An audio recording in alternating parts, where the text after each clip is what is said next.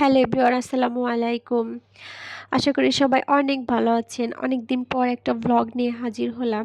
এখন থেকে চেষ্টা করব রেগুলার আপনাদের সাথে থাকার। সবাই আমার পাশে থাকবেন। বেশ অনেক দিন যাবতে একটা অসুস্থতা ফেস করছি, তো সেটার জন্যে অনেক দিন যাবতীয় হসপিটাল থেকে হসপিটালে দৌড়াদৌড়ি করতে হচ্ছে। আজকেও এসেছিলাম হসপিটালে একটা টেস্ট করানোর জন্য। তো রিপোর্টটাও যেহেতু আজকে নিতে হবে, যার ফলে হাতে বেশ কিছু সময় আছে ঘোরাঘুরি করার জন্য। হসপিটাল থেকে বের হয়ে আর দেখি ঝুম বৃষ্টি। একটু মিনিসো থেকেও ঘুরে আসলাম। আর আমার ছেলের তো পুরো মাথা নষ্ট হয়ে গেছে, সব নিয়ে যাবে সে। ছেলের কথা কি বলবো, এই টয়গুলো এত কিউট, এত বেশি সফট, আমার নিজেরই অনেক বেশি ভাল লাগে। তো মিনিসের সব প্রোডাক্টই অনেক বেশি কোয়ালিটিফুল, অনেক বেশি সুন্দর, দেখলে যে কারোরই অনেক বেশি ভাল লাগে। আর এইখানে এই ওয়াটার পটটাও অনেক বেশি সুন্দর ছিল। মিনিসের সব জিনিসই অনেক বেশি কিউট, আর কিউট কিউট জিনিস দেখলে কার না ভালো লাগে।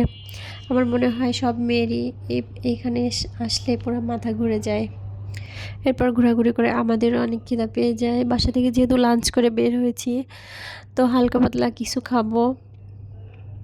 আর এইদিকে আমার ছেলে এমনিতেই শরীরে কোনো গোশ নেই, তারপর সে শুধু খায় শশা। শশা তার অনেক বেশি পছন্দ। এখানে আমার ছেলের বসার জন্য কেউ চেয়ার টেবিল দিল না। কি করবে বেচারা, সে বাটি পেতেই বসে গেছে। একবার বাবার কাঁধে একবার বাটি পেতে বসেছে, কি যে অবস্থা। এখানে আমরা খাওয়া দাওয়া শেষ করে এরপরেও আমাদের হাতে অনেকটাই সময় বাকি ছিল, তো বাবুকে নিয়ে বাবুলেন গেলাম একটু, বাবু খেলাধুলা করবে এই জন্য। এখানে আসলে সব বাচ্চারা এমনিতে অনেক বেশি মজা পায়। আমার ছেলে তো এখানে আসলে আর যেতেই চায় না, এত বেশি দৌড়াদৌড়ি লাফালাফি করতে থাকে যেন কোনো টায়ার্ডনেসই আসে না। একা একা ঘুরে ঘুরে চারপাশটা দেখছিল, যেহেতু আরও অনেক ভয়ও পায়। এই আপুকে দিয়ে ওকে উঠিয়ে দিয়েছি যে একটু সাহস বাড়ুক, বাচ্চা মানুষ বড় হচ্ছে, একটু সাহস তো হইতেই হবে। আর এখানে আপুকে বলছিলাম যে ওকে একটু স্লাইডে উঠিয়ে দেন, ও যাবে না বলছে। তারপরে আপু সাথে করে নিয়ে ওকে সাথে নিয়েই স্লাইড দিচ্ছিল। আর এরপরে আমাদের কিছু কেনাকাটা ছিল, সেগুলো শেষ করে আমার গলা শুকিয়ে যায়। এরপরে একটা জুস খেয়ে নেই। তোর জুস খাওয়া শেষ হলে রিপোর্টটা নিয়ে বাসায় চলে আসি। বাসায় আসার পথে আবার বাসার জন্য ডিমও শেষ হয়ে যায়, সেটাও নিয়ে আসি। তো আসলে আমরা মেয়েরা যেখানে যাই আমাদের কাজ আর শেষ হয় না, কাজ মানে একটার পর একটা থাকেই।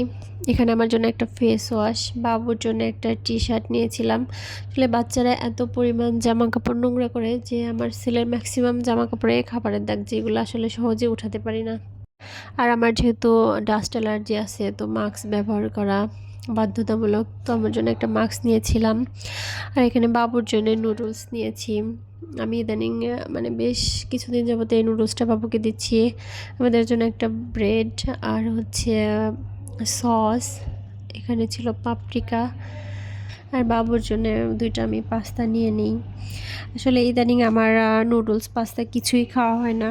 বিকেল হলে মন চায় রেস্ট নিতে। একটা সময় ছিল যখন সপ্তাহে 3 থেকে 4 দিনে বিকেলবেলা নাস্তার আইটেম হিসেবে নুডলস পাস্তা বা কিছু না কিছু করা হতো।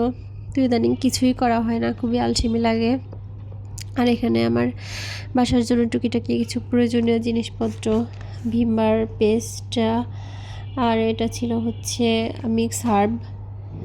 তো বেশ কিছু প্রয়োজনীয় জিনিসপত্র কেনাকাটা করে বাসায় এসে বাজার গোছাতে গোছাতেই অনেকটা রাত হয়ে যায়, প্রায় 12টা বেজে গেছে।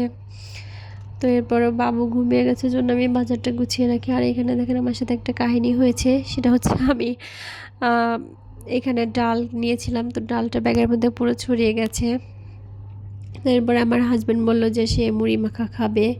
রাত বাজে প্রায় 12:30, সে বলল যে মুড়ি মাখা খাবে, তো তার জন্য মুড়ি মাখা রেডি করে দিয়ে এরপরে ফ্রেশ ট্রেশ হতে ঘুমাতে চলে যাই। সংসার লাইফে ঢোকার পরে মেয়েদের আসলে নিজের জন্য খুব বেশি একটা টাইম থাকে না, তারপরেও এর মধ্যে নিজেকেও একটু সময় দেওয়া উচিত, নিজের ভালো থাকার জন্য, নিজের সুস্থ থাকার জন্যে। ভিডিওটি দেখার জন্য ধন্যবাদ সবাইকে। আমার ভিডিওটি ভালো লাগলে আমার পেজ একটা ফলো দিয়ে ভিডিওতে লাইক কমেন্ট করে পাশেই থাকবেন। ধন্যবাদ সবাইকে।